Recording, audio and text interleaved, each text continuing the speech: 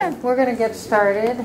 Our host is doing what principals do, taking care of whatever needs to be taken care of in the building. So I just want to begin by saying this is a very fun day for me because I started with early learning at an elementary school that are working with kindergarten, so they get the kindergarten ready to learn. And then with all-day kindergarten, we're ending up at a high school, and if we do it right on the front end, we're going to be able to do accelerated learning, have a lot of, with the results of this committee, have a lot of students who are getting college credits in high school. College becomes affordable, and it's all good, right? So that's a good day to start at an elementary school and end at a high school. So thank you for hosting us. Just want to welcome everyone. Hope everyone got a bit of a break during the summer. Did we get a little bit of something? Okay, good. Good. I know. Some of us did and some of us didn't. Wishful thinking. Yes, exactly. So do we want to take roll call? Do we take roll call? Do you want to do that for us? Senator Mark Hass. Here. Senator Bruce Starr. Here. Representative Lou Frederick. Representative John Huffman. Here. Nori Juba. Here. Peyton Chapman. Here. Nancy Golder. Here. Okay. And on the phone? On the phone? Hi, this is Richard Donovan from Community Services, the Ed Committee Administrator. Thank you. Okay. Peter Tromba, Oregon Education Investment Board. So I think we have two people on the phone. Thank you. So the first thing we have to do is get the approval of the agenda and then the approval of the notes. So let's just start with the agenda. Do we need to vote on the agenda? We don't. Just approve first and second. Yeah, first and second approval of the agenda. You're going to be yes, first? I move to approve the agenda. Do I hear a second? Second. Okay, all in favor? Aye. Opposed? Okay, and now the notes from June, which you have. Do I hear a motion? Well, I'll make a motion. Do I hear a second? I'll second. Okay, all in favor? Aye. Opposed? Okay, so now we're on agenda item number 4. I wanted to just point out that a few times we had people testifying.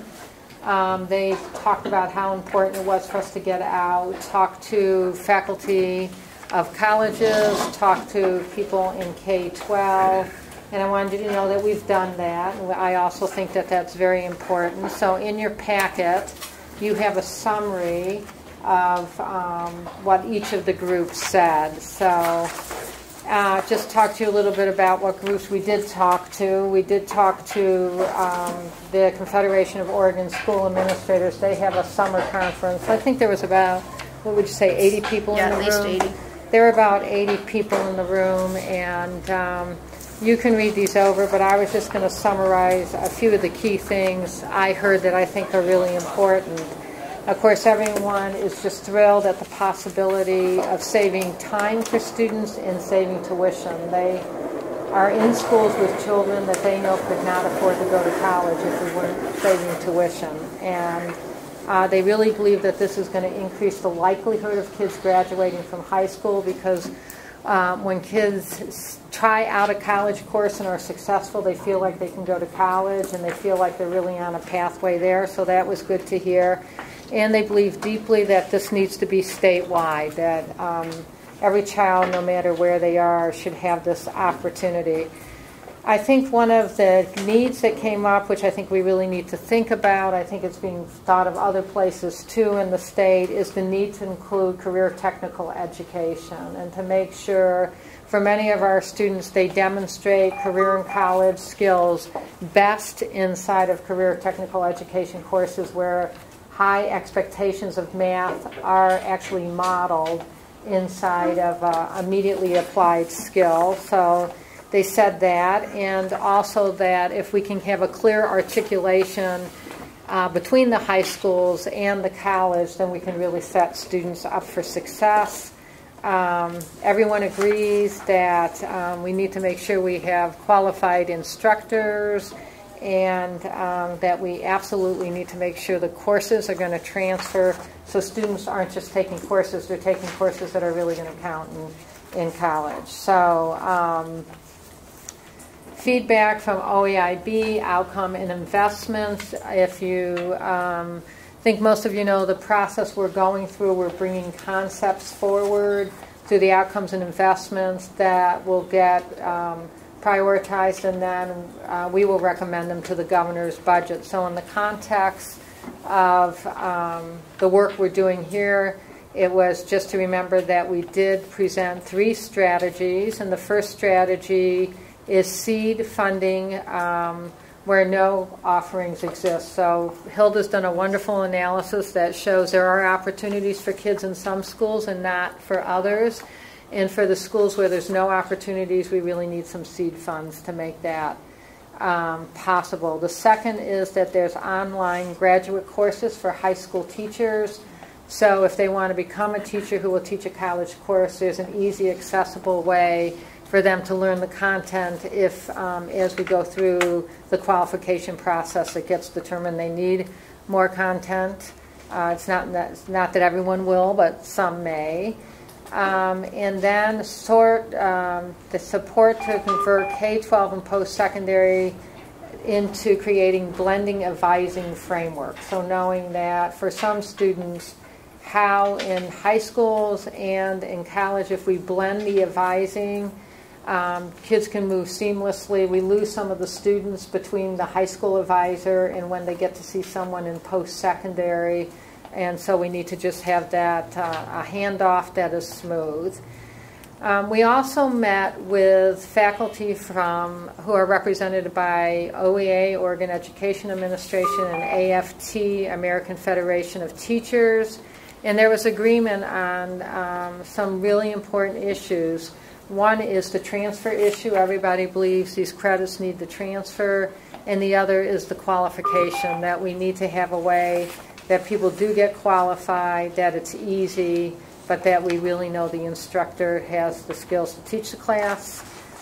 They also talked about the Eastern Promise and wanting to learn more about the Eastern Promise. And you'll see in your packet, you have probably some great information about how's the Eastern Promise working, what results have they gotten, and the results are pretty impressive in terms of getting college credits in high school. And you know, you can look at the report, but really what we started seeing from the Eastern Promise is that, let's see, and there were over almost 14,000 college credits earned in 2013 and 14, and this is a 234% increase since the pilot year. I did go to Eastern Oregon and spend some time looking at that, and I'll tell you the things I think is so good about it is it gets the college professor with the high school teacher really talking about what are the standards all students need to know in the course, what's the exam we both agree that the students need to take to demonstrate it, and then they basically say if we've got a course instructor who then, if kids are successful and pass the exam, in some sense we can say they're qualified to teach the course because they successfully got students to the exam that everyone agreed would determine if they met the standards. So a lot of excitement over there, and I'm glad we've got pilots going to see how this works in other communities, if it's going to work the same way or if it's going to work differently. So any questions about the feedback? You need a few minutes to look at it.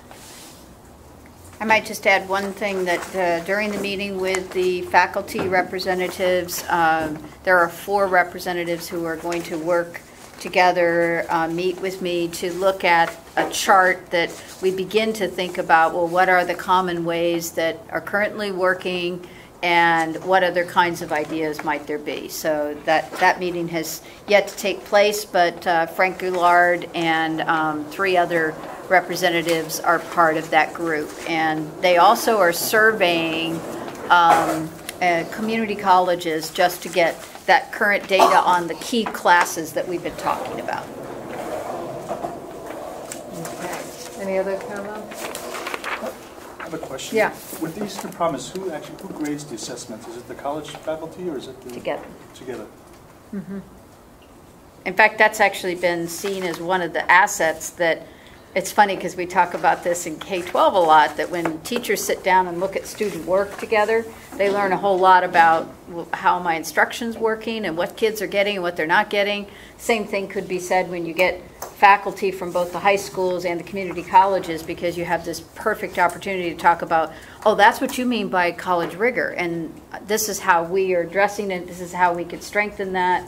So it really gets, rather than just, oh, well, we have something in writing as a memorandum, it's actually getting to the on the ground, let's look at student work together and assess and see how students are doing. This sheet you should all have in your packet. It really gives a summary of the data from Eastern Promise, and it's saying if you add dual credit, there's been a total of 27,000 credits earned in 2013 and 2014. So, and what I love is the collaboration between higher ed and K-12. That really is a seamless system over there. The other thing they did put in there is just a whole report, just answers all those questions people have about how do you do it, because you know, doing something in Eastern Promise is great. It helps the kids in those communities, but we really need to think statewide and how do we scale up across the state. So I think there's things we can really learn from them, and within the context of everyone's own areas, you might do things a little bit differently. So. Does this get into the different partnerships that they have, like with Blue Mountain and Eastern and IB and the different opportunities out there? It acknowledges and embraces the fact that there are multiple models out there that are serving students, so it doesn't curtail that, it encourages it. But it also doesn't step over the line into the privy of what the International Baccalaureate curriculum and advanced placement curriculum all spells out. Because in those two areas, there's a lot that's already preset, and the faculty don't need to build it or negotiate it, because it's sort of a understanding, if you're offering International Baccalaureate, that you do it in a certain way, and that there's training that the faculty all go through. So, and I'm sure Peyton can certainly speak to that more in terms of advanced placement too. But that's all part of the solution when we're thinking about college credits. They certainly acknowledge some of them come in that way, and some of them come through dual credit, which they've come up with a system on. For the Eastern Promise, does this paperwork outline what options are available in the Eastern Promise, depending on the district? Or I think they were primarily reporting on just the pilot of Eastern Promise, which is more of a proficiency model and is above and beyond what might be available for advanced placement and an International Baccalaureate. I hope I'm understanding the question. Yeah, correctly. I mean, I've heard a lot, and I've heard testimony in the legislature on Eastern Promise, but, I'm thinking about a broad base. I just wasn't sure what all, if Pendleton or LeGrand or Hermiston offered only dual credit through Blue Mountain, or if there were other options available to their students, because not every district has the various options.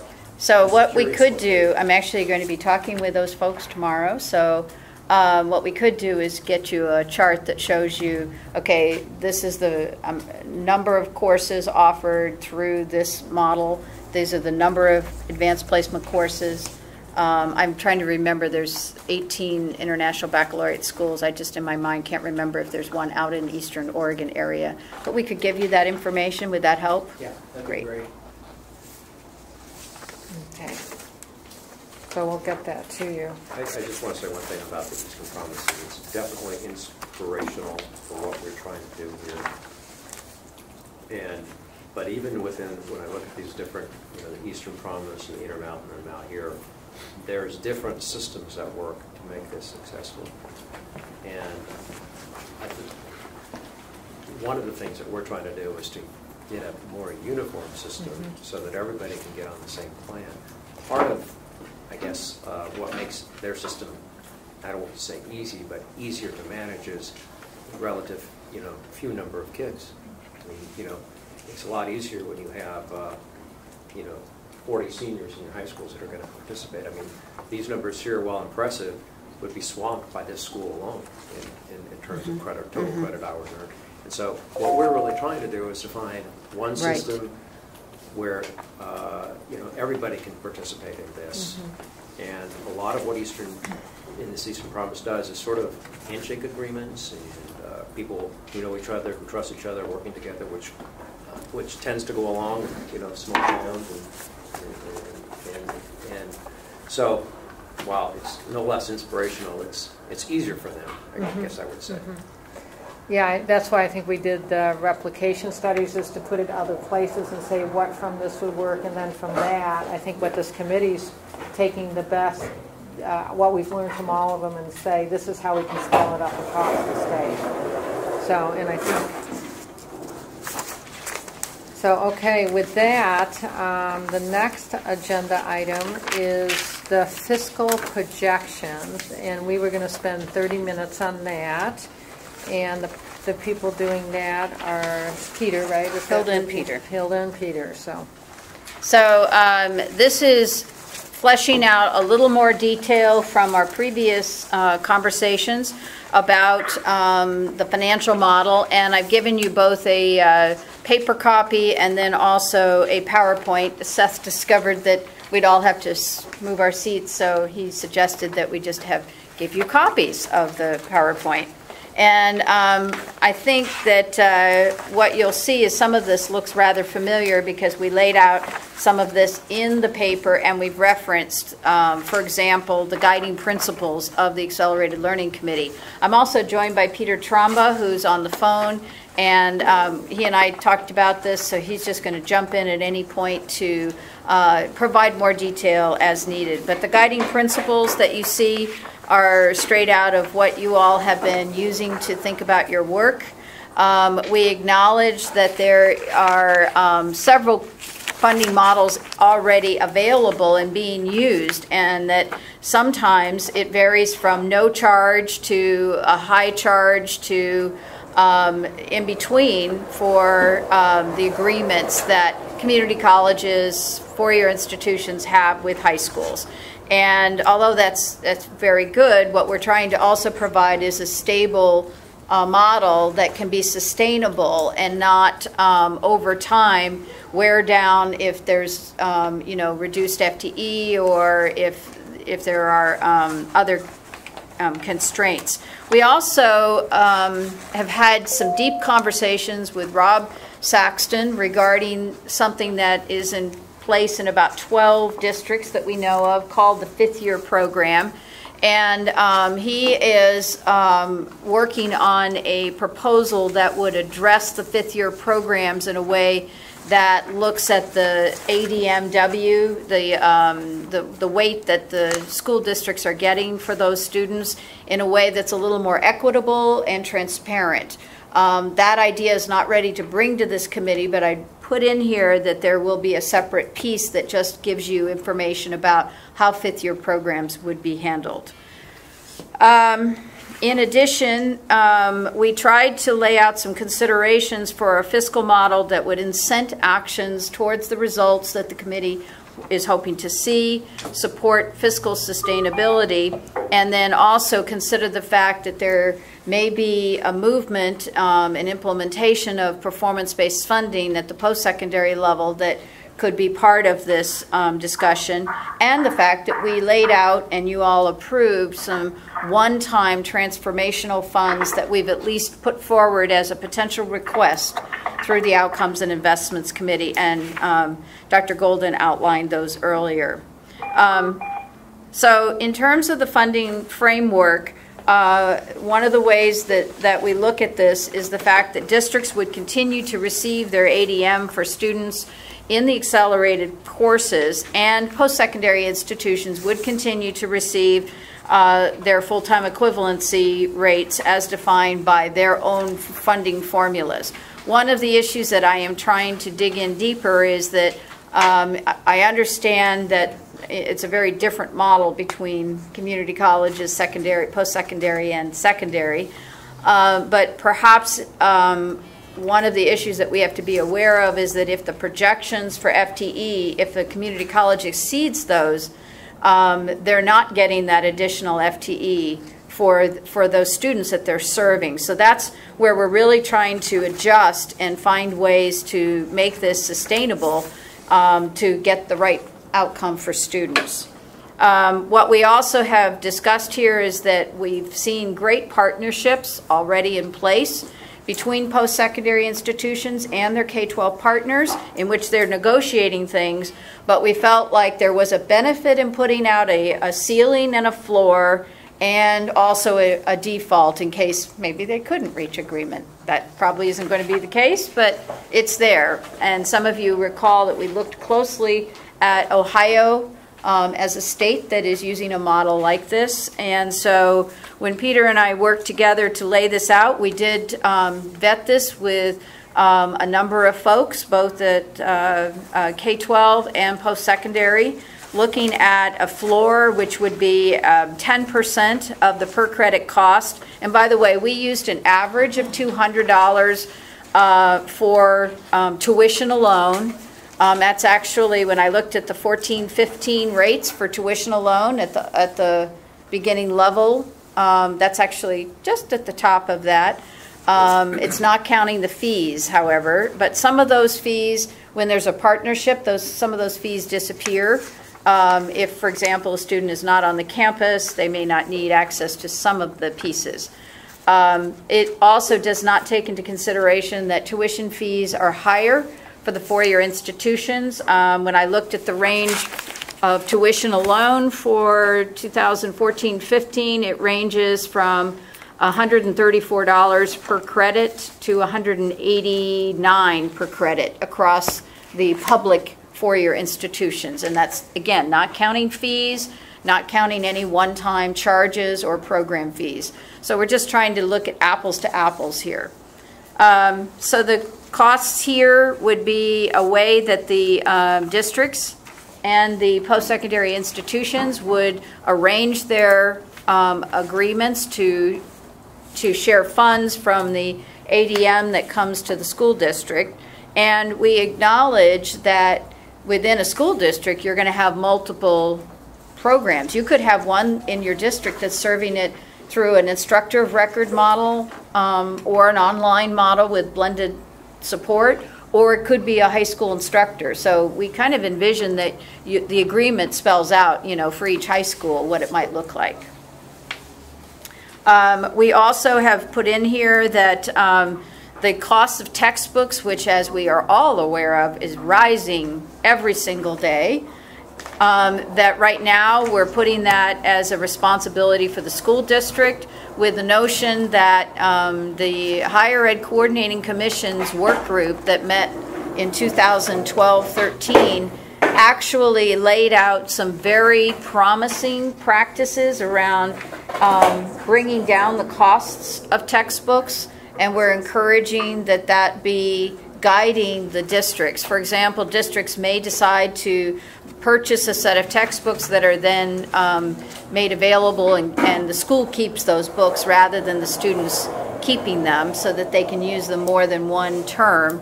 There are also a growing number of online access to materials. We all have heard about flipped classrooms and the tutorials and supports that things like the Khan Academy are providing.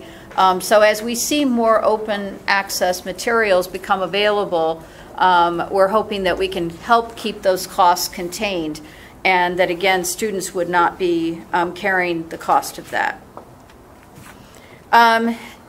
There is an innovative idea in this fiscal model that has not been vetted with this group yet. If we didn't kind of probe the edges of thinking creatively, maybe we wouldn't be doing our job.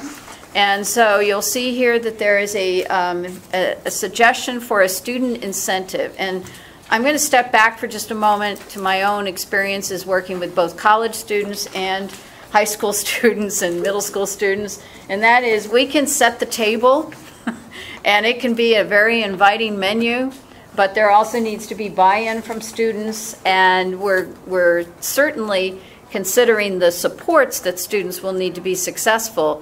But one of the very innovative ideas that Peter Tromba came up with was, what if for every course a student earned in this model, they would then have $100 that is banked for them in the Office of Student Access and Completion. It used to be called OSAC. It's still, acronym is still OSAC, but it's now the Office of Student Access and Completion.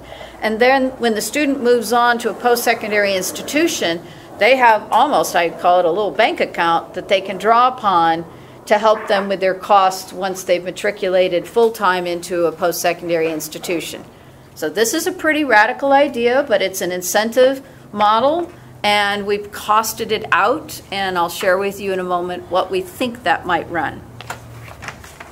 As I mentioned, those of you that are following the work of the Higher Ed Coordinating Commission, post-secondary institutions will be looking at implementation of some levels of performance-based funding, and we think that this is needs to be considered when they get to that point, that this may be a way that the post-secondary institutions are incentivized to provide the services necessary to make sure that students have access to those courses.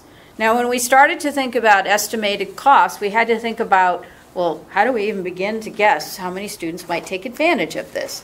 And so we did this several ways. We first of all considered that the very attention that the Accelerated Learning Committee has given to this important topic has certainly caused a lot of individuals across the state to pay more attention to this. We also considered that the kind of publicity that needs to go out to families to let them know that these are the options available for your son or daughter to pursue is going to build some interest. And then we looked at the enrollment growth over the past 5 years for dual credit courses alone, and then predicted that we'd see an additional estimated growth based on that trajectory. And so we're saying, let's, for a round number, could be higher, could be a little lower, 30,000 students. That's where we're looking at in terms of year 1 and 2 of implementation.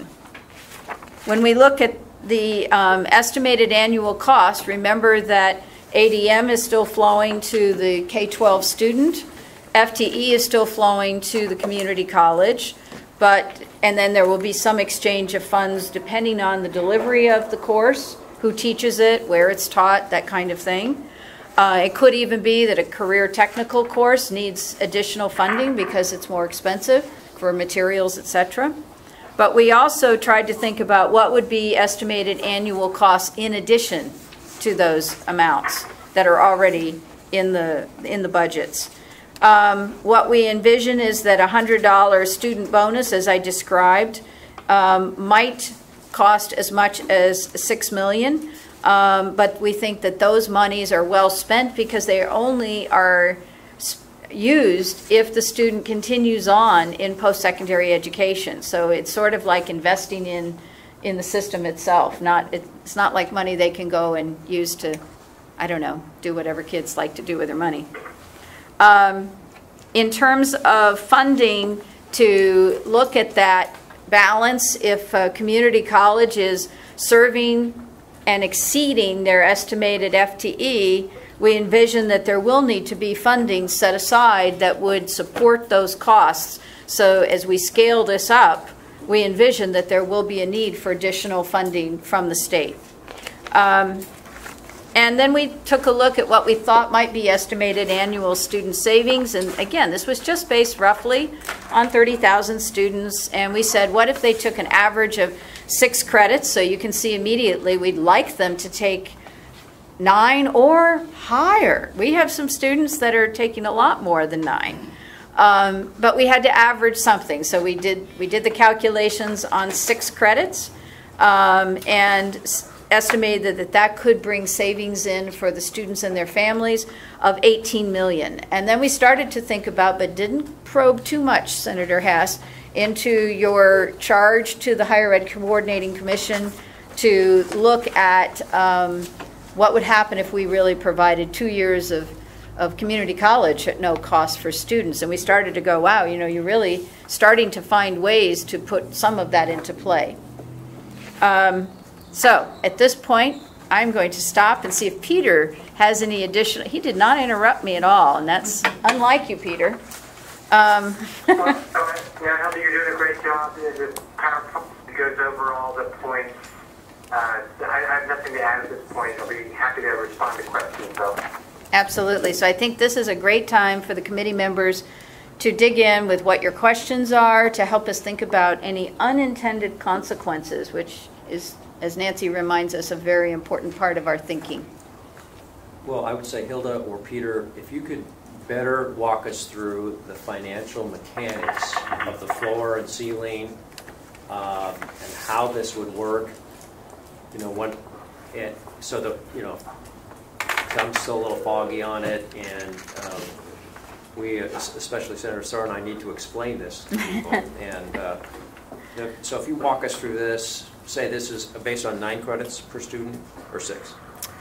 Well, the cost that we projected there, I mean, it's all negotiated on how many student credits. So it could be anywhere from a student takes 3 credits to a student takes, you know, 25 credits.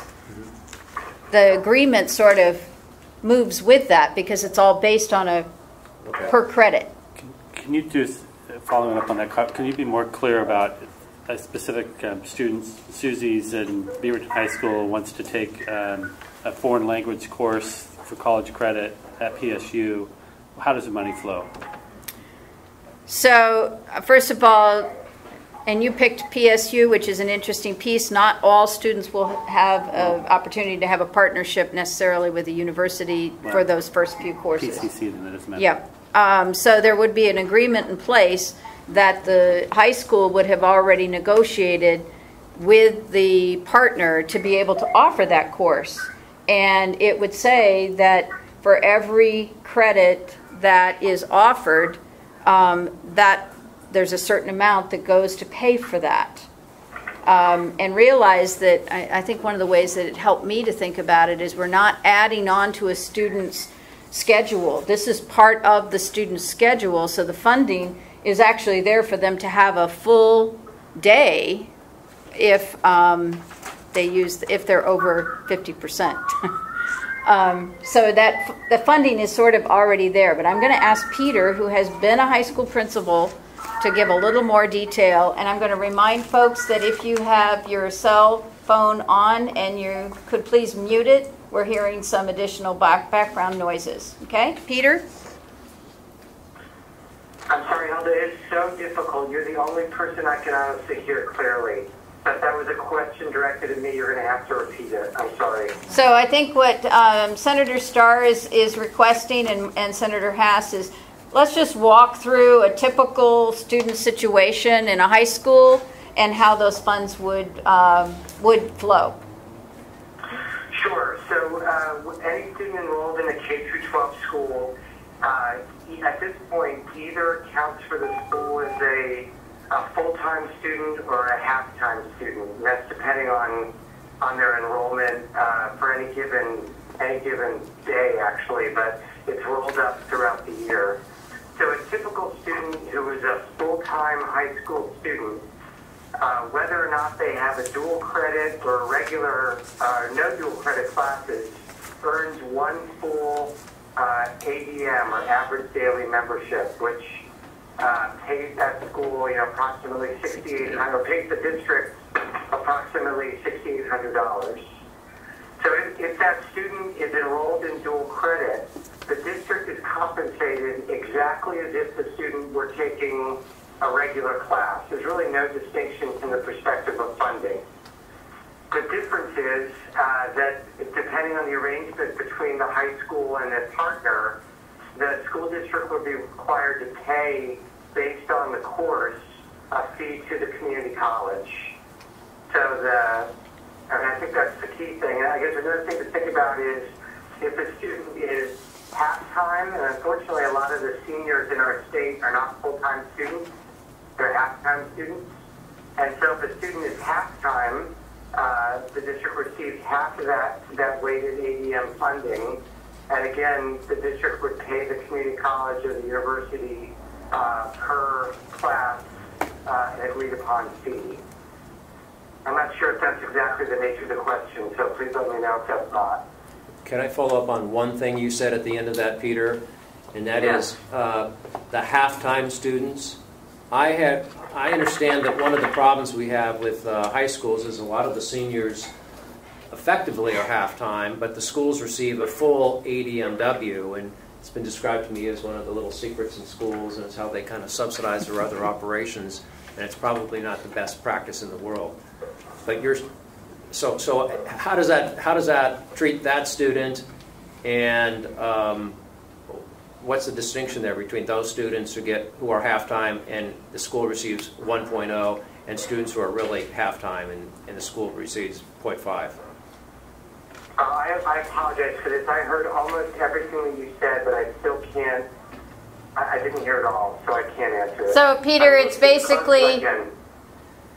Peter, I'll try to repeat the question. The question is dealing with how will this work for students who are funded at a 0.5 and not attending at a full, no, excuse me, they're above a 0.5 and the school is getting a 1.0 and but the student is really not there for the entire amount and the school is using those funds to perhaps backfill some other costs.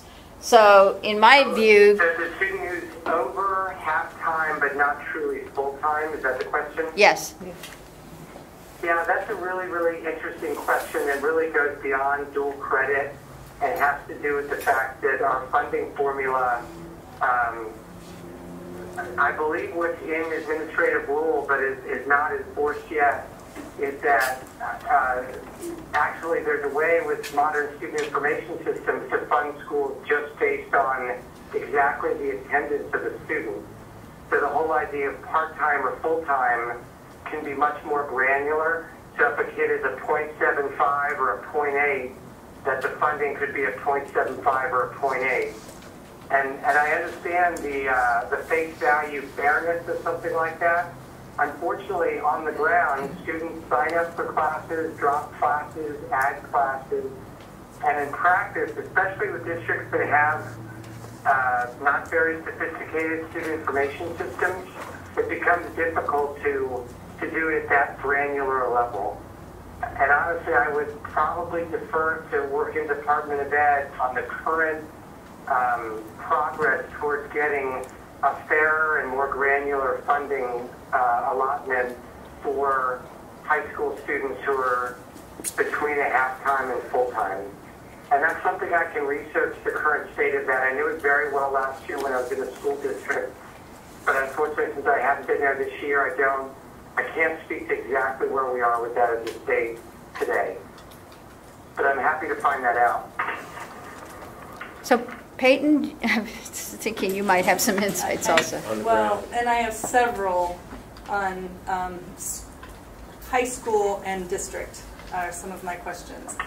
So, right now, okay, we can just take textbooks as an example, and then I'll come back, I promise, to full load of classes versus. But right now, at least in the district that I'm in, there was money for textbook adoptions for the state-required courses. So if the state only requires 2 years of foreign language, then textbooks were adopted for Spanish 1-2 and Spanish 3-4. We know our own university system requires a minimum of 3 years of foreign language to really be considered as an applicant. And most colleges and universities prefer to see 4 years for their competitive applicants.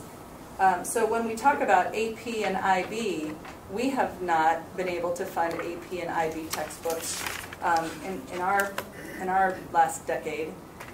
This summer there was some money for AP and IB textbooks, but it turned out that there wasn't enough for all of the AP and IB classes that hadn't had textbooks adopted to them. So at least our district decided to fund textbooks for the historically underserved students.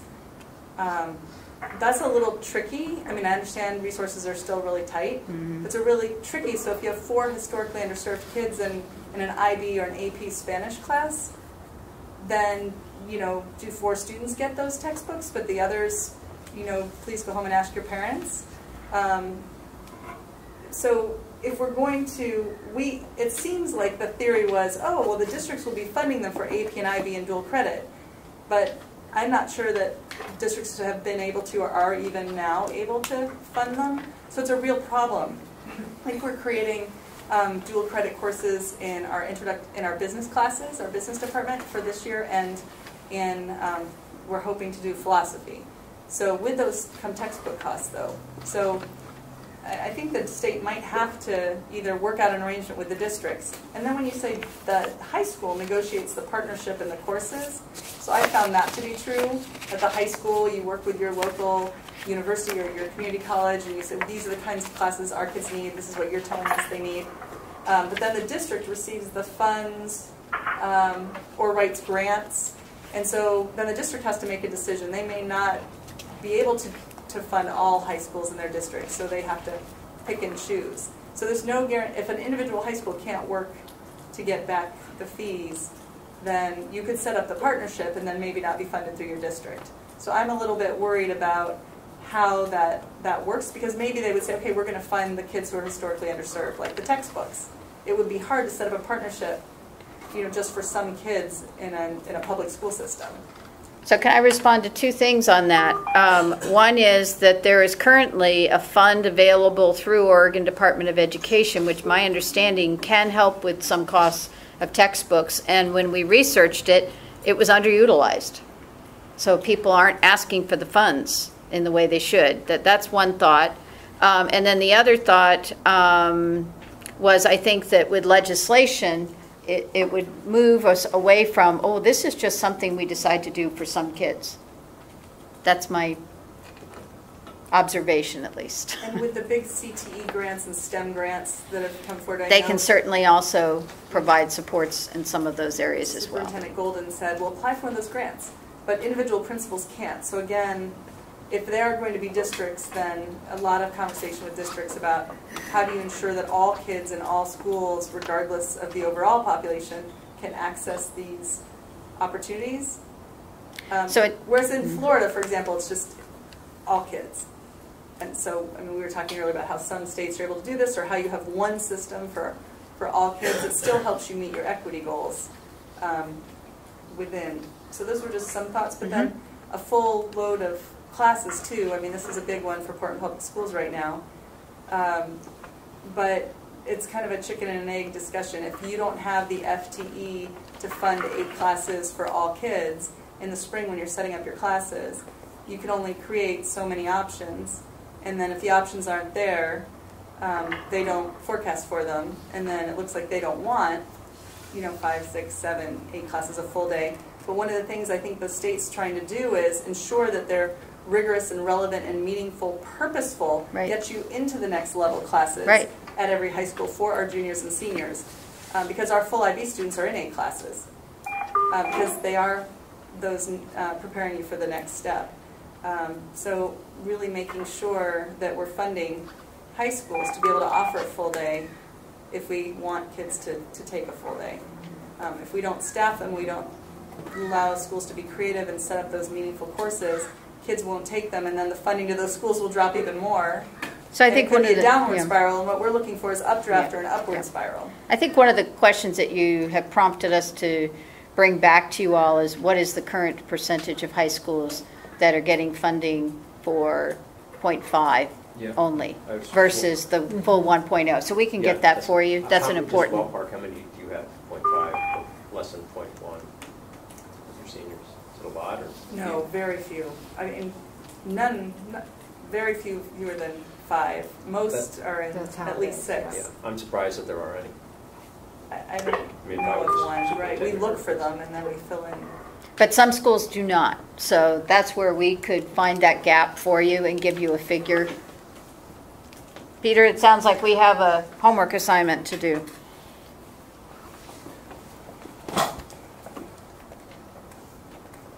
Yeah, sorry, I was muted. I agree. I'm taking notes as folks are talking.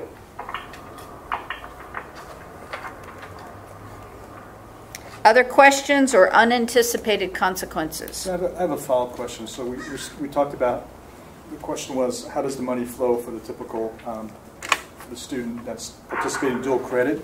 So I understand the K-12 side pretty well, but is there any money going to the post-secondary institution from the state, or is it just, are they just getting the money from the local K-12 district? So yes and yes. And I may call upon Andrea to help out here, but my understanding is that when the budgets are set for the community college, they have set what their FTE is going to be, if and they get funded for that. And what we're saying is that in addition, that funding may come into the community college and pay for some aspects of delivering the course.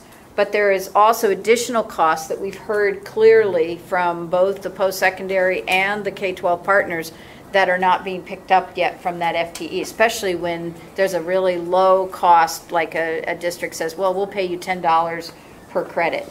So that's why the negotiated agreement sends some additional funds over if there is a need for an instructor to come to the campus, or if there are professional development that needs to happen to help the high school instructors make sure that the college coursework is offered with rigor. And in addition, there's some small costs that the institution has to do around transcribing these credits because they're giving college credit. Okay. So I think maybe, Andrea, if you feel like I've misrepresented that, please help. I think for the most part that's accurate. The one thing that I would add is we don't get a set amount for FTE. There's a set amount from the state, and then it's a competition from amongst the colleges. And so whoever has the most FTE is going to get the most dollars in. So colleges can't predict ahead of time how much the FTE is going to be valued. So it's essentially a drive for them to try to generate as much FTE as possible, recognizing also there's a cap on the FTE so that they can only go so high.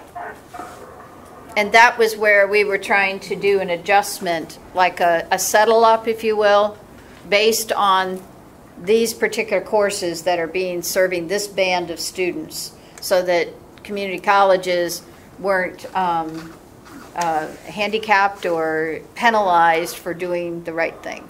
So if I understand this properly, I mean, the FTE is based upon projected enrollment at each of the colleges, but unlike K through 12 local districts, you know, I mean, every day we're adjusting our ADM and we're getting compensated for that. With the colleges, it's sort of projected and the money's.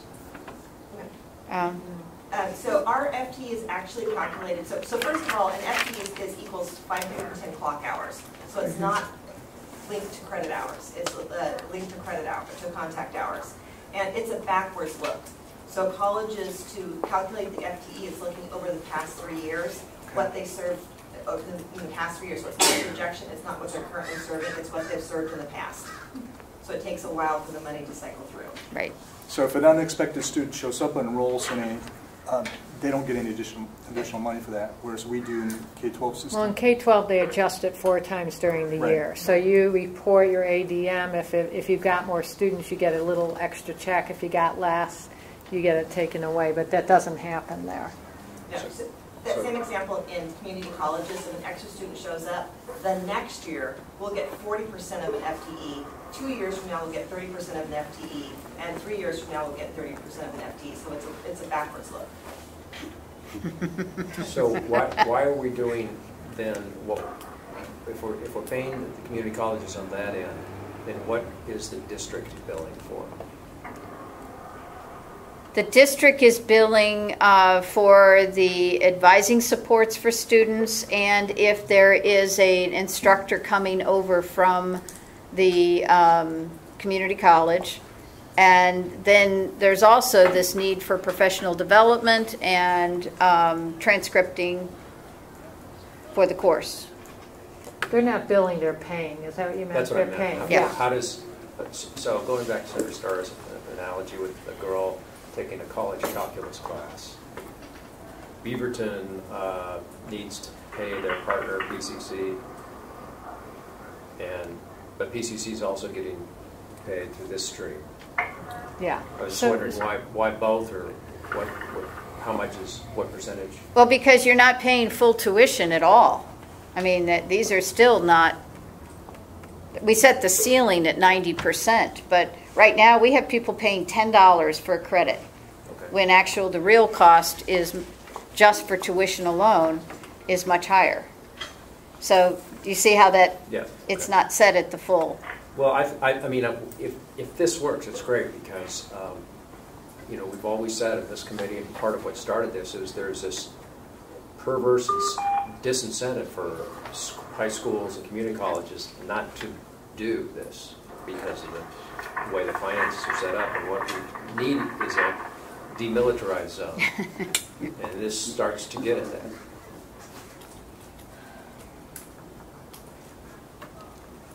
So we will, first of all, provide you by email as soon as we get it, so you don't have to wait for a whole month, the numbers on high school students for the last 3 years. We should be able to pull that, that are funded right now at a 0.5 rather than a 1.0. And then, Andrea, I'd love to work with you. We just get a really easy bulleted or diagram that just gives you that cheat sheet on how their funding is done, because it's very different than the K-12. And also just sort of a ballpark total of what this would add to the community college budgets and the K-12 budgets.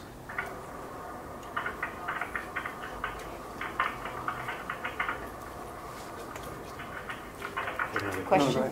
So the funding parameters, the floor and the ceiling, have that been vetted with any of the stakeholders? Is this floor and ceiling kind of commensurate with what's happening today, or? It has been. This is not the first time that it's been brought to this committee, and then we've also shared this through the Confederation of School Administrators and through the Oregon Community College Association. And we've, I know we've had members of the faculty from both OEA and AFT that have been provided with these documents and reviewed them. The Senator Starr, I thought I also heard you ask, is this what already happens? And I'd say as a school superintendent, we already were having kids take college credits. We were sending some money to the community. We would have an individual agreement, in our case with Lane. They might say, we need you to send us $20 per student for textbook. And what this does, it allows you still to have individual agreements, but if you can't agree, meaning the school district thinks one thing and the community college thinks something else, then you have a fallback that you'll get $10 per, if it's $100, you would get 10% of the cost and stuff. So the practice isn't that different than we see now. It's just... Two questions. One is on that. Is if we set a default, then why even have a floor? Because why would you agree to the floor if there's already a default? If I'm at community college, why would I ever accept the floor if there's a default? Well, it could be based on I'm doing courses that are totally offered by qualified high school instructors. That could be one piece. And it could be that it just allows the local agreement. Maybe it's based on we already have a rich history of doing this particular course, and so it was us trying not to be so prescriptive. I see your point. I'm just thinking more like a business person than an educator. No, I think what you're saying is if there's a default, which is 10%, why would a school district agree to give 40 to a college or something like that? Good faith, we work together, we really hear what it takes, and so we're willing in partnerships to not think of it as our money and your money, but the money it needs for a child to successfully get the college credits. But I get what you're saying, given that you could just say, no, I'm going to take the lower percent, right? But I think there's strong agreements already in place that people understand. So just to understand a little bit from the post-secondary funding formula, does it make a difference to the community college whether for their funding, whether the student shows up on their campus or is taught by their faculty versus a qualified high school instructor in a high school building? Does it impact costs? It doesn't impact. No, it would not impact costs, but for the funding that the community college would receive. It would for this. It would for the amount that transfers from the ADMW to the community college. It would not impact the FTE piece. either way, so it makes no Right. difference from. I believe that's the case. I'm looking again for. We have a nod. Yeah. I mean, I think the trade-off around this is sometimes, you know, one could think, if you were thinking in business, well, if they're taking it in high school, then they don't have to come here and take it. But the trade-off is it gets them going to maybe there's a lot of kids who, if they never took it in high school, would never get to college. So by letting them have a taste of it in high school, even though they might need 6 credits less at that community college, they're now going to go to community college, take 2 years, get a transfer degree, and go on to a university. And to be honest, when I've talked with some community colleges, I've learned that for some, they saw this as a pipeline. That's why some of them were much more engaged in this kind of partnership. They saw it as a pipeline for their students, and they realized they were losing money in doing it, but they were hopeful that eventually down the road, the students would migrate over full-time and be at their institution. And I think that's also true for four-year institutions that are in partnerships. Hilda, are there going to be rules set up so that the students have a sort of finite list of courses they can take? They can't expect to take fly fishing. You're actually leading us to the next item, which is a draft legislative concept. So are we ready, done with those questions? So we could, because I think when you look at the legislative concept, it will cover a lot of these. So do you have another question, Representative? No, and I didn't have a chance to look at the concept. I've been on the road. So I saw it in the inbox, but I didn't have a chance to look. So I'll hold off because it may answer some of the questions I've got to make sure that we're covering the foundational bases.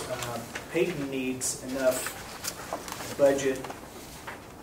You know, we've heard the argument in Portland Public Schools that students aren't getting enough classroom hours, and I may have worded that wrong,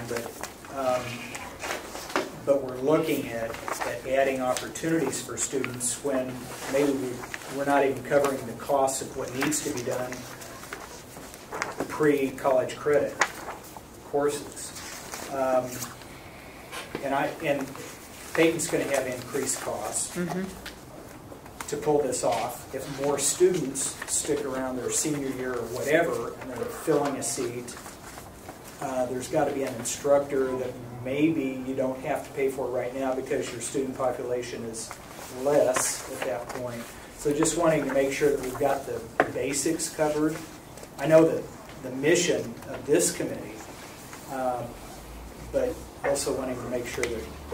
Yeah, I hear that, and I believe that the gap that we have to figure out is if a high school is generating a full 1.0, but the student is only taking, 0.52, that's a gap that we're going to have to address and figure out. State funding doesn't come to the high school. It comes to the district. Funding comes to the district. Right. This is this big thing between districts and individual high schools. So Lincoln, for example, I think is $4,800 per student.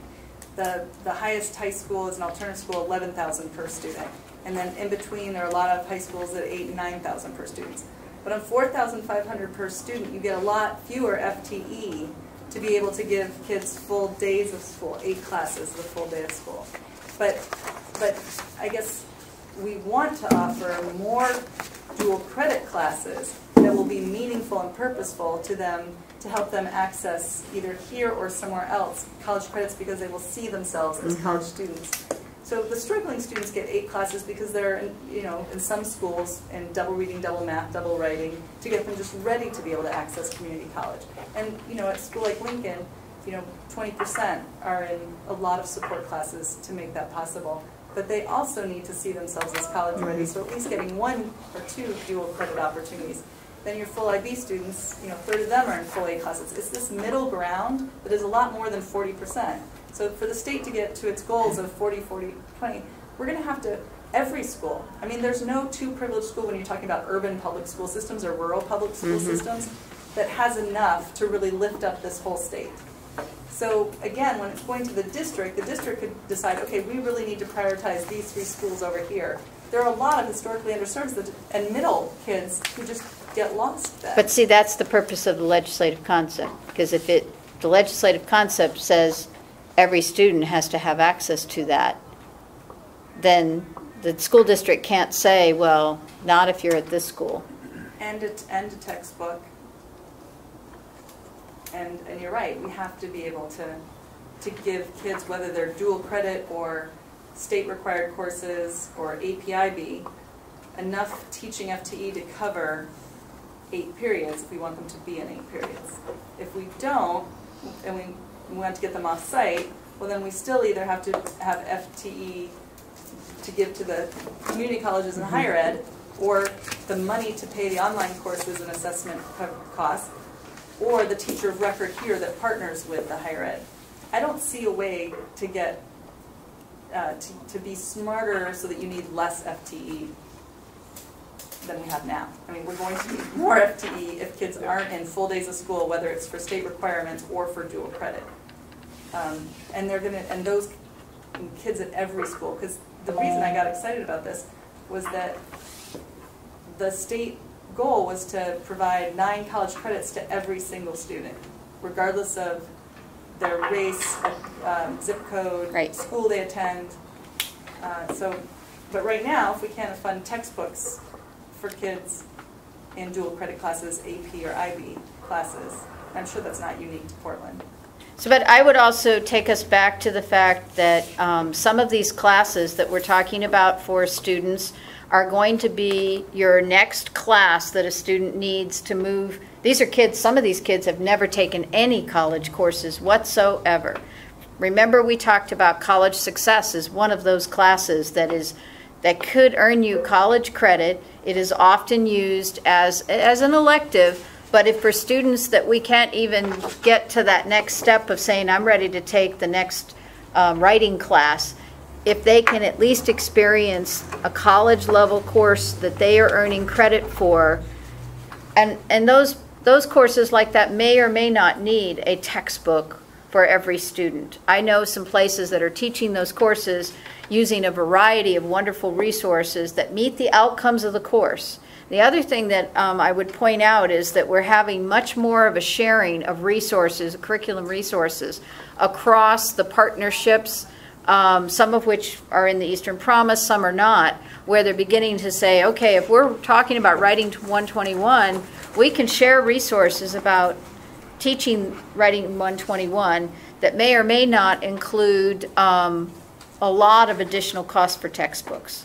And I think if we go back and look at that affordability, textbook affordability report that was generated, and that was written by university and community college faculty, they came up with a plethora of ways that this system in our state should be looking to save costs for students around textbooks, with flipped classrooms, with online resources, with textbook rental agreements. And I just think that may be a meeting that we have to convene to bring people together to look at that more closely. But those are some ways to at least address textbooks.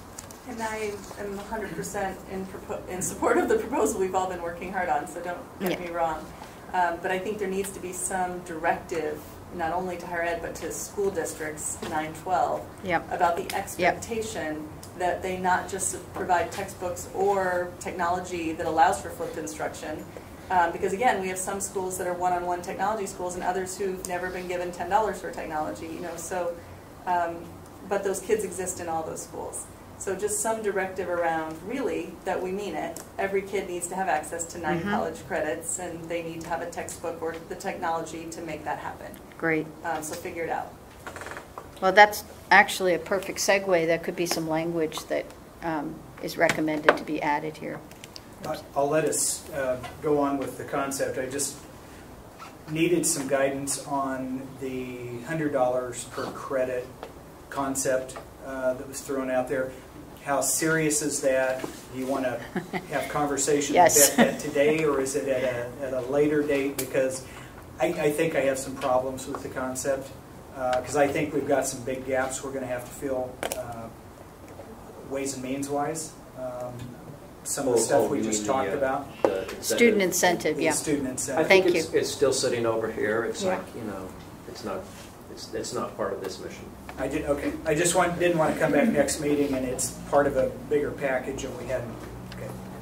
So let's just say that's like an interesting idea that we'll continue to talk about, but Yeah. we're not thinking Right. of it as the core right now. No, it's not in this legislation. Right. Yeah. What I love about it, though, is what privileged families are able to do for their children. If you do your job and you go to school every day, then we'll put money in a college account for you.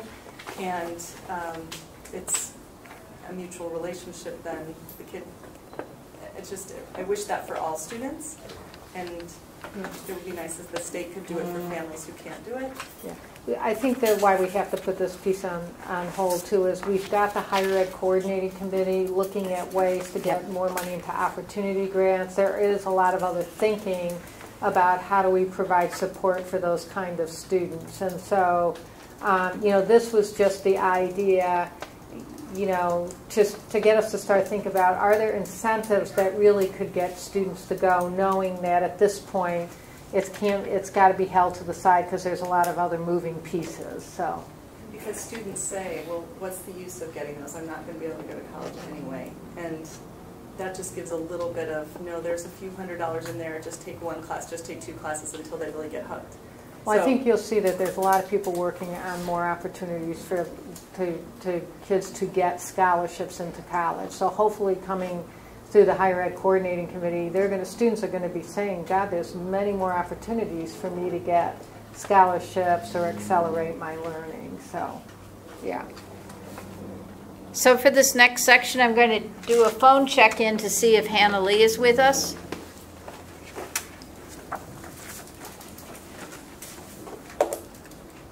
Hannah, were you able to phone in? Feeling a little deserted here. My other partner, at the request of Senator Hass, I've been working with Hannah over in Legislative Council, and what you see in front of you is the first release of a legislative concept 274, and I can walk you through this. I had Hannah was just going to be available in case any specific questions came up that she'd be more able to answer than myself, who typically don't do this. So what you see here is a lot of the belief statements that have guided the work of this committee that are in the form of whereas statements on the first page and a half. So those should be relatively familiar to you.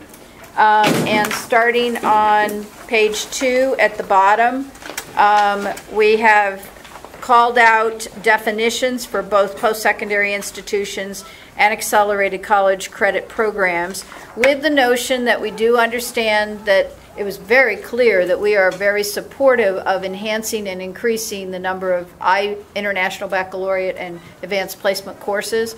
There is a tad difference in how the costs translate in terms of an agreement between a community college and a high school. They don't really have agreements that they need to be engaged in around textbooks or instructors for the advanced placement and the International Baccalaureate. So you'll see that there's some places later that the language pertains to other kinds of accelerated credit programs. On page 3, down under section 2.1, this is where it clearly, so maybe I see some language tweaking already, Peyton, because it says each school district must offer an accelerated college credit program that provides students in grades 9 through 12 with opportunities to earn college credit while in high school. And that may not be strong enough based on your comments. Maybe it needs to say each high school must offer. And the notion being that some of it will be face-to-face and some of it in some communities may be a blended online, we call them hybrid programs, because you may not have enough seniors in Glide to take, to have a full section, but you could combine them with Mill City and a few other places to get a full class. So I just put that out there. I'll look to the committee to advise us on that. We also clearly said that in paralleling the achievement compacts. It indicates that the minimum would be 3 college level courses. We also said 9 quarter hours just to give that little bit of flexibility, but it's basically, sometimes it could be a 4 credit course, but it should be at least 3 course offerings that are available. And we said must include on these courses, because as we met with both K-12 and post-secondary stakeholders, they reminded us that these are the courses that are most likely to help students who hadn't been in a lot of other advanced classes to take that first step. Those are the courses that they typically are going to need to take when they move over to a post-secondary institution. So we talked about mathematics, writing, and speech as potential areas, or as areas that we thought were so common, regardless of what your major was going to be, that it would help you out. Then we added the words may include courses in some additional classes. These were in the sciences, arts, humanities, social sciences, and other courses for which credit is transferable for students who are pursuing a career in technical ed major. What's fascinating about this to me is that we were trying to avoid a problem that a student might encounter, that if they are saying, I want to become, and I'm going to probably go in the wrong direction here. I'm trying to think if welding is a good example. Maybe welding. So let's say I'm interested in pursuing a certificate program or an AA that's in a career technical field. Let me put it that way. And I take a course. If I change my mind and then I decide I want to go to a 4-year institution, and let's say I suddenly got interested in a degree in anthropology, that CTE course may or may not transfer into my program. And that's where we've heard from students who felt like, I took that for nothing. I wasted time, I wasted, if they paid tuition, they wasted tuition.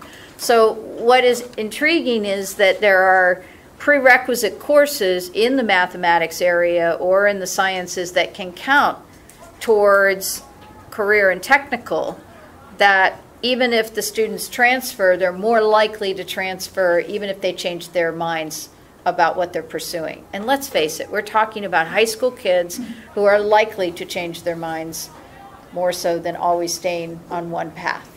So, Senator, can I ask you, when you were asking what courses listed, I was thinking what you were talking about is making sure they're transferable. Yeah, I saw this the other day, and it escaped me. I just wanted to make sure that it's very, very clear that we're talking about these core college core classes. Yeah, I'm glad you brought that up. And the other big piece in that they're transferable. Yes, yes. Yeah. What's a little vague there is that it's to a post-secondary institution of education, so it just has to be transferable to one.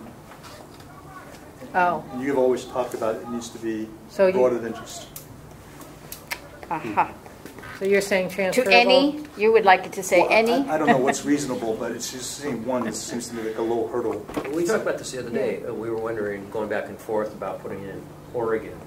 Yeah. We've handled that, though, yeah, with the definition that got added for post-secondary institutions. It that defines Oregon so institutions. Oregon. Yeah. Okay. But the intent here is that it would transfer into any of them, is what we're getting at. So we'll make sure the language reflects that. But it's covered in the definition. Representative. Funding question. Where do we have it here? If we put something in statute requiring each high school to do X, but we don't have in here that the state will support that with appropriate funding for the high school to do X. I'd hate for the funding to go away and the high school is still left with the mandate. Yeah, this is kind of what Peyton was talking about, and I think we just have to come up with the right language. The suggestion was maybe it goes to the high school for the specific purposes of getting those 3 courses or 9 high school credits that were that specific. Because you're right, when it comes as part of the formula, a district could choose to use it that way or not choose to use it. So we want it to be direct and very much to get to the 3 courses, right? Yeah, and we passed those bills. Was it 3232 in the 2013 session? Were those prescriptive through funds that said you have to use it here? How did those work? They were primarily to help pay for students to pay for exams if they needed them. They could use those for textbooks. The districts could use them to provide professional development for teachers. And then there was additional funding for the Eastern Promise replication sites to get them off the ground, but that was a very minimal amount of money. Yeah. Anyway, he makes a good point. So Yeah. where is the funding language in here? I'm scanning and I'm missing where. So if I could walk through, and then Okay. let's come back to that and see if you think it's been addressed. If not, this is the beauty of this. This is now August, and we're able to dig in here and really try to support the right language with good additions from you all. So I'm really grateful for that. 3A. This is language that talks about the fact that we acknowledge that some courses, particularly in more remote areas of the state, may be likely to be delivered through a online model, but our hope was that our statement here was not to make sure that it was exclusively online. What we're concerned about is that high school students have to be very motivated to be successful in a totally online individualized program, where there is not somebody who says, now, Hilda, how did you do, or how are you doing on this assignment, and giving you feedback and touching base and making sure that you're allocating time for that class. So we said that the course could not be exclusively provided online and would need to have some mechanism of what we call blended or hybrid programs. Can I go back Senator. to C? Mm-hmm. Clearly it says in 2B it must include math, writing, and speech. Then it's in C it's may, and this seems to me to be very, very open-ended. And getting back to Senator Hass's question about a degree in fly fishing, if there's a post-secondary institution in Oregon that provides a degree in fly fishing, that would qualify under this if it fits under arts, humanities, or social sciences. I mean, it seems to me that any degree or any course that's available in a post-secondary institution in Oregon would qualify. Am I reading that correctly? Well, I wonder if the words transferable to a student's general education requirements, because it's not. It doesn't say general. I know. Education That's why I'm requirements. testing You that. could put that in the fix it. It could be tightened up. Yeah. Yeah, it Yeah. seems to me this Fly fishing is a wonderful class, extremely but- broad. Yeah. Virtually any course that you could get credit for in any community college or university in Oregon would qualify here. Is that what we want to do? Yeah. So far we've got to make sure it would go directly to the schools or directly to make sure we get the credits, and we've got to make sure that we tighten it up so we know it's just around those general education courses. The other way that I could see somebody who writes the language telling us to handle this is to define transferable. So that may end up being what happens there. So I think the technical piece we can take care of offline. We just got to make sure we get the big concepts that you're feeling need to be tightened up or get more specific. So. All right, the bottom of page 3, this was an attempt to look at the fact that if you had classes that were being offered by a community college, that if there were students in a nearby, right over the county border, that there'd be some attempt to try to address how they could pick up students that might not be in their particular county or their zone region. And my understanding is that some of this happens currently, that there are some agreements. So this is a good opportunity for, through this public venue, for us to get additional feedback on how that language works. But we're also concerned about the fact that there could be a course offered in which there's not even a full number of seats maximizing the course. And then right next door, somebody else is offering it, the same class, and there could be more efficiency and cost savings if there was an attempt for an agreement across those lines.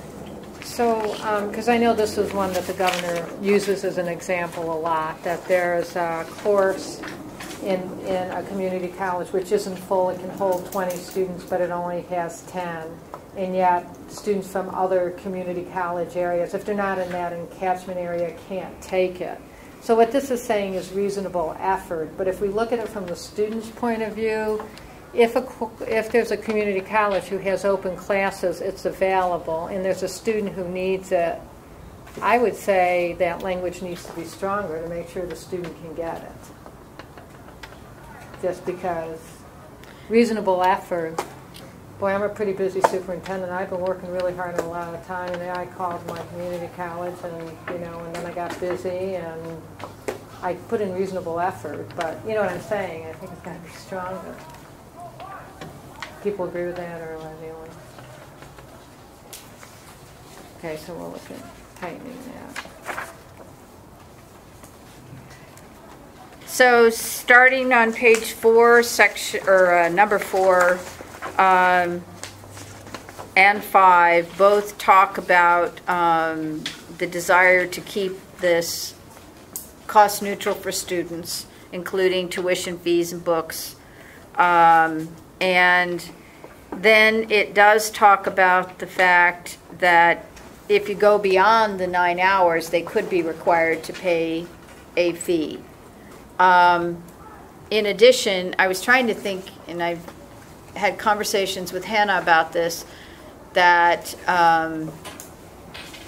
the fees, the exam fees for international baccalaureate and advanced placement, and Peyton, it certainly would be helpful if you look at that and advise us whether or not you see some unintended consequences with that language there. Moving to number 6, what you see here are some of the parameters that were in the concept paper, and that is that, of course, that they are transferable, and we should put in transferable towards students' general education requirements, and that there would also be supports offered to the students around how to take that next step and move into full-time student attendance at a post-secondary institution. And all of the literature seems to come back that students are still underprepared in understanding how to navigate financial assistance and application processes and all of that. So that would be built in, as well as resources that are used to help the students succeed. So this may be that there are some study skills that are provided to help the students, or some institutions are providing some level of tutoring or writing assistance to help the students through. So these were those sort of support and advising pieces that we've talked about. It also does require that the school district would inform parents of what's available, and being very clear about how does your student become eligible and what are the financial benefits of starting now, and what those savings could look like, as well as I love the graphs that some of us have seen that show earning opportunities for individuals who have a high school degree or have no high school degree, have a high school degree, AA certificate, etc. So that builds that in.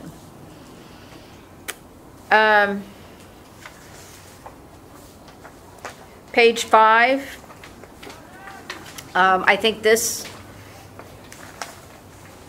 includes the costs for AP and IB that we've talked about. And moving down to, there's a lot of language here. On the bottom of page 5, it starts to describe the responsibilities of the superintendent. Now, what's interesting is there was legislation already passed that went into effect July 1st, 2014, describing responsibility of the superintendent to reach out to school districts that were not offering options. And so this just is saying that, but it's saying that within the context of this particular accelerated credit options. So what that might mean is that the districts would be reporting to Rob what they're offering, and his staff might be would be responsible for getting back in touch with the school district that wasn't offering those courses, Peyton, in every high school. So there is that accountability piece there. Well, I've gone through this process because we went through high school redesign maybe 4 or 5 years ago now. And there was the expectation, and your schedule wouldn't get approved if you weren't offering high school dual credit, so IB, AP, or dual credit, college credit classes, a certain number of those, and then a certain, and I think it was about 9, and then a certain number of support also. But then when you come to fund, so a school district must offer it, and then the superintendent, I just started, I think it just says offer everywhere throughout here, access to, but it doesn't say offer and fund. So that's where I think it gets tricky. Okay. So yes, we offer it, but with no textbook adoption. And this year was fantastic, really, because we were paid back for the IB costs, the testing fees from the state. And I think now that will encourage more families going forward to try it. So your suggestion is access to and funding for. And you know, there are some time costs and partnership costs and then materials costs when you're funding a dual credit class like senior inquiry. But then there are costs to AP or IB. And some people think one or the other is more expensive. But you can't do any of them without either the FTE, the textbooks, the coordinator, the fees. And we have the fees leased thanks to the state. But I think there definitely has to be not just to offer. Okay. And I do think you have to say at every high school. Offer at every high school. And provide the textbooks and materials, and some annual fees, I guess, because if it's an online course, there's going to be an annual fee. If it's IB, there's an annual IB fee, $10,000 per school to IBO.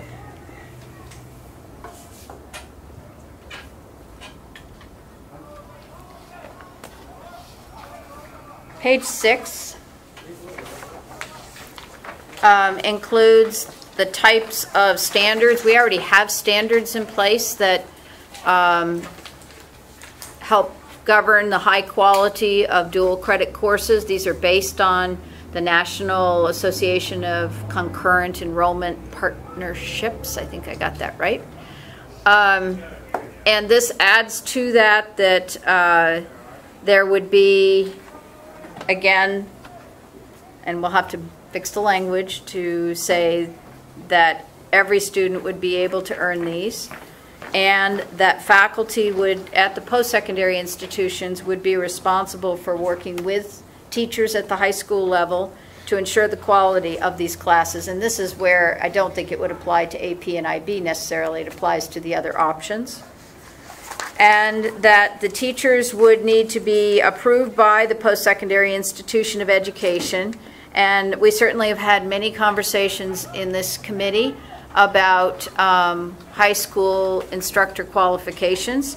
And so the language here was written in a way to address some of the concerns that when a person's qualifications are reviewed by one institution for course A, that the assumption would be that the same outcome would happen if I turned right around and submitted my application to another institution for the same course within a short period of time. In other words, I should be qualified in both places.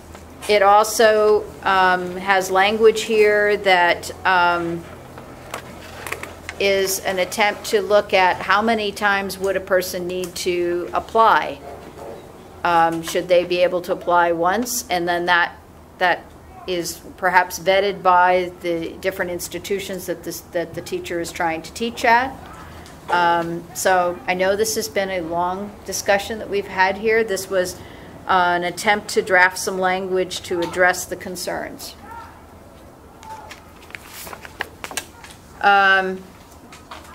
The D on the bottom of 6 walks through what you looked at earlier with the ceiling and floor and default rate.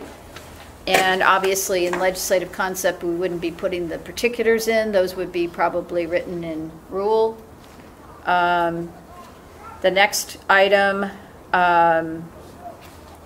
ensures that they are implementing the standards that were mentioned above, and that they would annually review the program. What we know is this is occurring in many good partnerships. They sit down and look at, you know, the success of the courses, what changes need to maybe occur, the needs of the students, etc.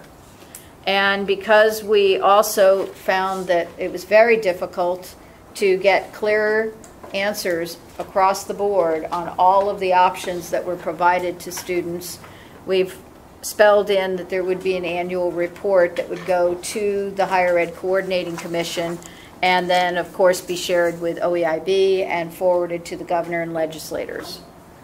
The language starting at the bottom of page 7 I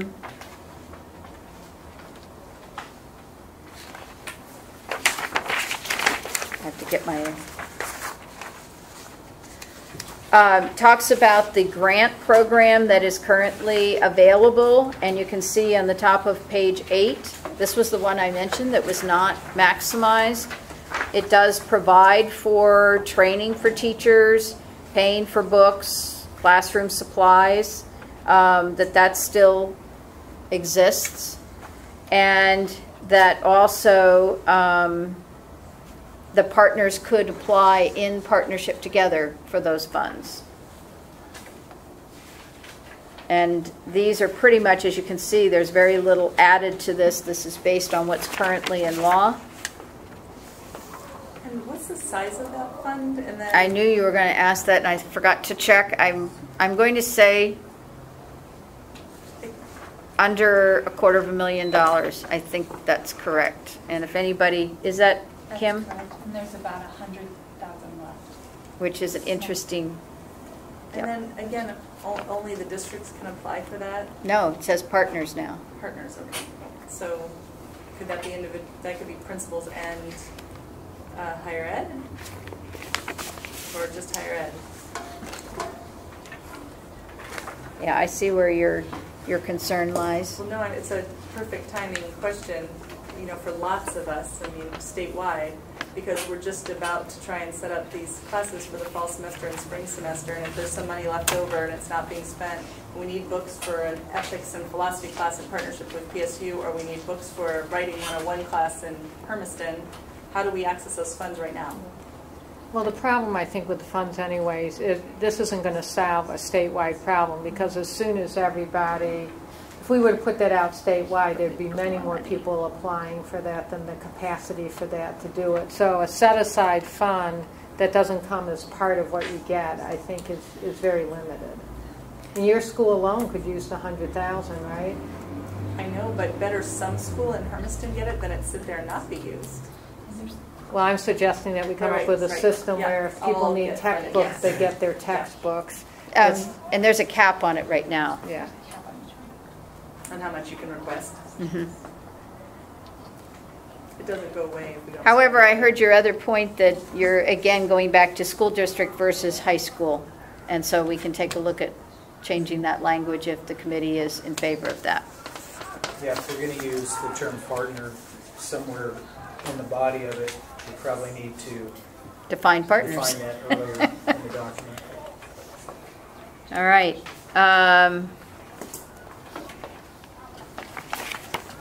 I'm moving on to page 9. And starting on page 9, I think this is where it starts. Yes. Page 9, 10, 11, and 12, and 13, and 14 are all there to simply allow this to be available to charter schools. Now, I thought it could be written with one phrase, and I was advised, no, you have to reference all of the ORs and statutes and indicate which ones still apply. So that language was added in there to keep this open to charter schools that would be interested or would be also obligated to offer this for their students. And lastly, on page 15, this does allow the fund to grow. This section 9 does allow the legislators, if they so desire, to enhance that fund. And lastly, section 10 talks about effect being July 1st, 2015. And as we thought about this and talked through the implications, we feel like beginning steps can start in July of 15. I could be wrong on that. So I'm bringing that to the committee's attention to see how you feel about that. I could hear the urgency of this committee's need to get this up and going, and I felt like if we used a 16 date, that was just another year that students were not getting services. Totally agree. Good job. Has OSBA and COSA had a chance to review this yet? This just came out Friday, so this is so brand new.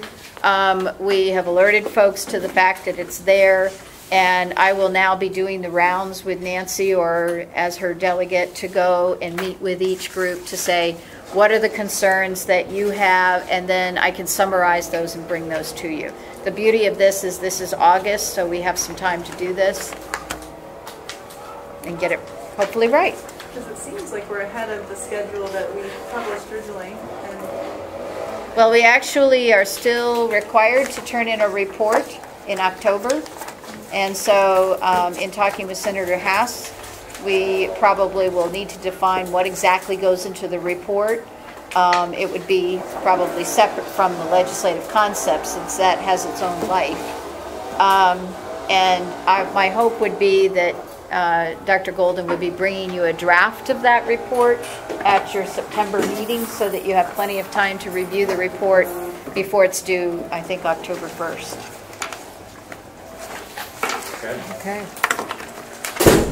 Well, I think it's my experience anyways, certainly getting ahead of getting some legislation, and the most important part of this is being able to refine it 4, 5, 6 times, and then you go to the legislature, where it's inevitably going to be refined some more. Just that extra time is just critical. Because if we would have started this in February, now it would be June, and we'd be going, well, we just don't have time to do all this, which is what happened on this issue in 2013. And I really want to thank Hilda and Hannah for working on this, because you put many hours, and you also were key in the concept paper that led to this. So I credit you and the good input from this committee in getting us there. And I also a good nudge from you, which is great. We appreciate that. I also just wanted to offer an opportunity to the committee members. This is your first read of it, and as you go back and read it, much like myself, with the 5th time I read it, I caught something else. And so I assume the same will be true for you. You all have an email to reach out to me and say, can you explain this? Or here's a possible language change, and I'll compile all of those comments into a chart and bring that back to the next committee meeting.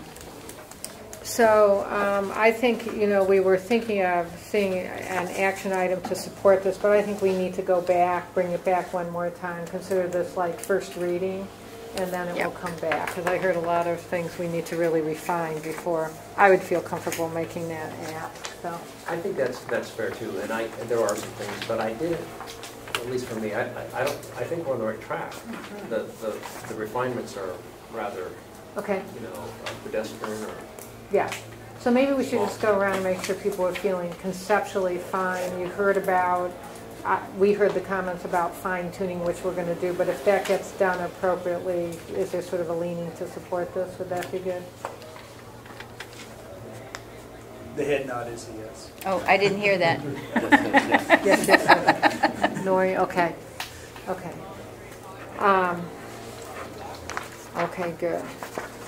So I can also follow up with Representative Frederick, who wasn't able to attend today, to see if he has any questions or concerns. Okay. And so next time we meet, hopefully we can just take action on that, get it clear enough that we're really supporting you know, just the legislative language enough to keep vetting it. Okay. Heather, what's the date you need? I'm going to ask the IB coordinators at Cleveland and here to look over that section just to see if there's anything they recommend, just because they're always... Well, seeing that people are starting to come back, would 2 weeks be? Yes. Great. Okay. And our next meeting date? We have public testimony. Yeah, she's just asking about the next Oh, meeting it's right day, here on so- your agenda, September 10th. Would this be an appropriate time to sort of echo something that has been discussed? Sure. I really support what Peyton's been talking about, the money getting to the schools and not getting filtered through the district. And I think it's a broader discussion about how we fund initiatives going forward. And I'm going to echo something that all the legislators have heard from the school districts, that we don't want mandates without funding. Well, and sometimes mandates are necessary and funding is necessary, but I think I like the reposition that say we want, you know, we're willing to accept, districts would be willing to accept mandates, and we'd like to be funded, but we only like to be funded if we can show results. So again, moving towards outcome-based funding, I think we should try to direct money specifically to where it's going to make a difference, which is in the schools, but only if the schools can at the same time show results. And I think that's the world that we need to move towards. And because I think a lot of what we're doing here is changing the mindset of students. It's not just about the college credits. It's not about getting a college degree. It's about changing the mindset of students so they become lifelong learners. And what I like about what I've seen with Eastern Promise is it's not just about aligning the curriculum and the transferability of credits. It's getting to fifth graders and talking to them about college and about achievement, that they can do more. And we just had our leadership conference at Ben Lapine this week, and one of the things we talked about is, you know, what are those initiatives that make the biggest difference on student achievement? And according to John Hattie, it's about that mindset. It's that growth mindset. And what we've been doing here for the last several months is not just about talking about college credit, but how do we get more of our students, how do we get more of our families to think bigger? And that's what I love about the work that we're doing here. But changing that culture, developing that culture, and changing that mindset doesn't happen at the district office. It happens in the schools, with the teachers, with the principal, with the counselors, and with the parent, bringing the parents in. The district can't bring parents in. It's people like Peyton. It's the counselors, the teachers that bring the families in, get the students motivated. Because, like you've said, it's not going to work. All our great thoughts are not going to work if the students don't buy in. And I think that's why the money has to not only follow the student, but get into the hands of people like Peyton that can really make this thing happen. Yes, and Representative Huffman, I want to make sure, because I think what you were asking for with Easter Promise, what are all the components of that program that really is making it look as like it's really making a difference? So, because you just mentioned it's a new component, but they're dipping down into the third grade. Is that what you were really asking for? Yeah, and what all the offerings are. Right. Okay, good. We're going to get that. Yeah. And Nori, one thing I would say, I mean, right now what we have as an accountability system is the achievement compacts. On the compacts, what it's saying is that there needs to be 3 courses that each child gets. I mean, that's what we're really trying to get to, and districts have to really be showing, and by get, you mean receive the credit for it. So I know that's not the whole thing you're asking, but there is some level of this is the outcome, that the handshake with you is we're agreeing to give you some resources to meet this outcome, which is 3 courses for every student. So. Right, so I want funding. I want money from the state to offer those 3 courses, the textbooks, the academic support. But maybe if I go beyond, some benchmark level, I get even more money. That's fascinating, because if you recall the very first financial model we showed you, it had an incentive. We had put it in for 5th-year programs because there was such concern about the full ADM for students who had basically met high school diploma requirements. And that didn't translate over yet, but if that's something that the committee decides that they want to look at, that would be additional language that you would add based on results of the school district. Or the school, I don't know. You got me now thinking about school versus district. The bigger the district, the more that question is important. Yes. And Representative Huffman, I'm not sure that we didn't come back and ask you if your question was answered that you had about budget. Well, I think, you know, because of what Nori was saying and Peyton, I think the point is out there that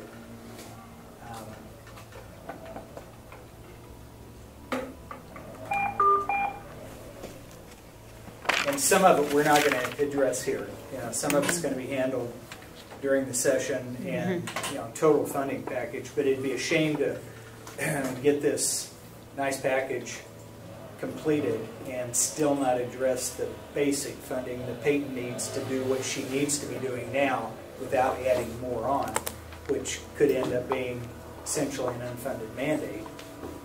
Even though this may come with some funding, if she doesn't have the funding she needs to do the basics first, then... Right. Okay. And someone else said that triggered, we really need to look how we're funding all these state grants around CTE and STEM and STEAM, and to make sure that they're really strategic and they impact.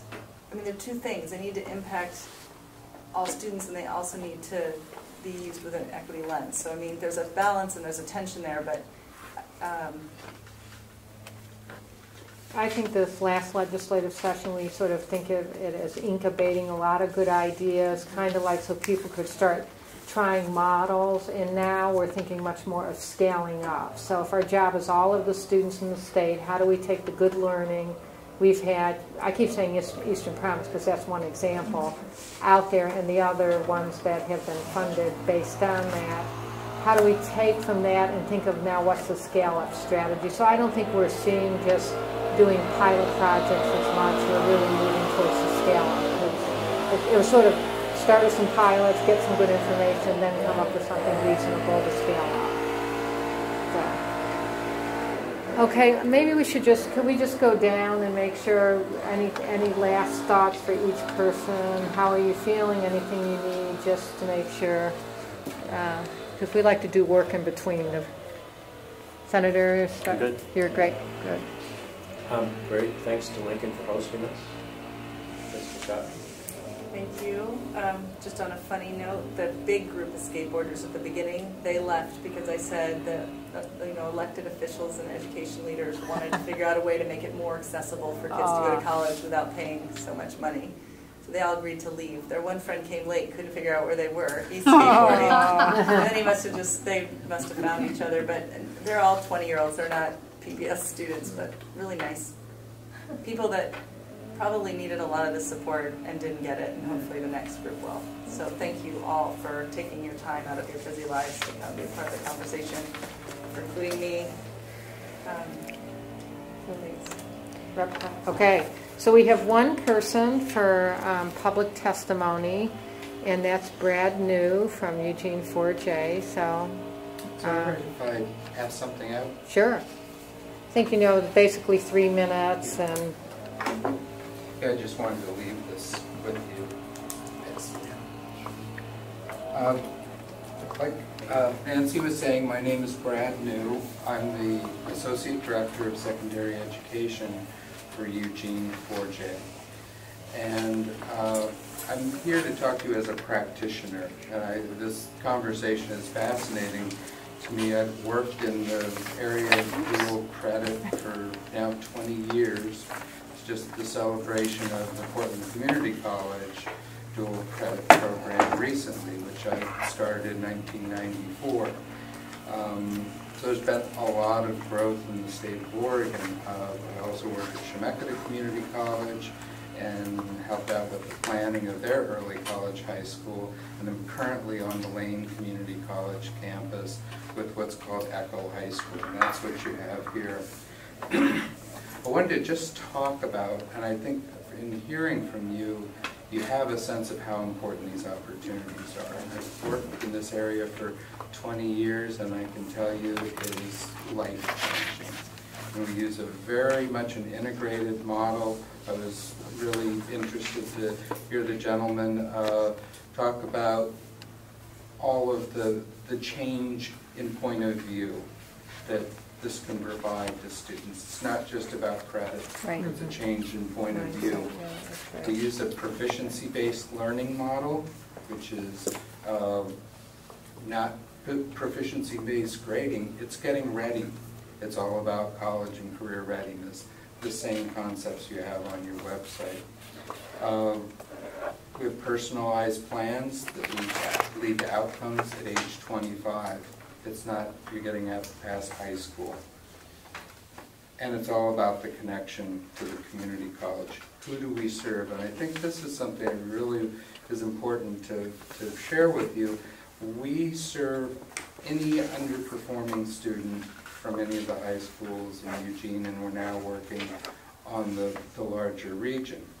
We have economically disadvantaged, we have students of color, we have young parents. We have the teen parent program that is on the Lane Community College campus. We care for the children at the same time.